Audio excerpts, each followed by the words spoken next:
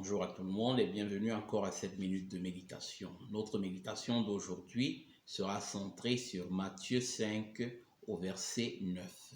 Lisons-le de suite. Matthieu 5, verset 9. Heureux ceux qui procurent la paix, car ils seront appelés fils de Dieu.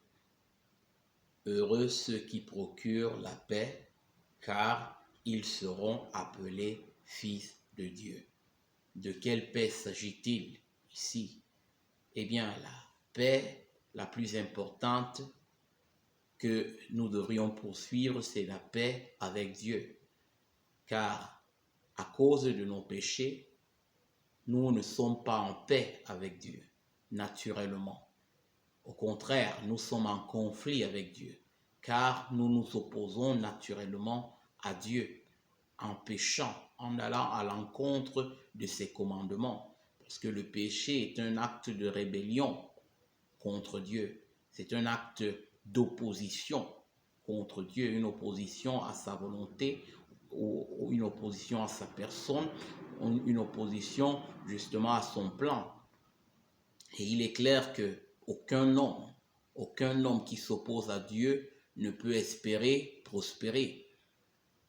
Et voilà pourquoi justement ici, il est important que nous comprenions que la paix la plus importante à instaurer, à rechercher, c'est la paix avec Dieu. Et donc, il n'y a que les disciples de Christ, il n'y a que les serviteurs de Christ qui comprennent, qui ont déjà reçu cette paix-là.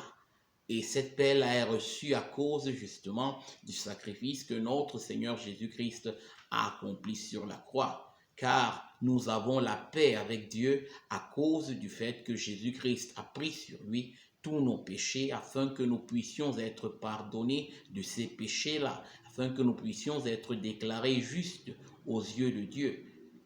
C'est pour cela que par la foi en Jésus-Christ, par la foi en ce sacrifice-là, nous pouvons être appelés enfants de Dieu. Et nous pouvons être finalement réconciliés avec Dieu. Et c'était cet évangile de paix que notre Seigneur est venu nous annoncer. Et tous justement qui ont reçu cet évangile de paix deviennent en même temps des porteurs de cet évangile de paix. Voilà pourquoi il est dit ici, heureux ceux qui procurent la paix, heureux ceux qui vivent l'évangile de Christ, heureux ceux-là qui prêchent l'évangile de Christ, afin que plusieurs encore puissent le connaître, afin que plusieurs encore puissent recevoir le pardon de leurs péchés en vertu de son sacrifice, ce sacrifice accompli sur la croix pour tous ceux qui croient. Heureux ceux qui procurent la paix, car ils seront appelés fils de Dieu. Amen. Que Dieu vous bénisse.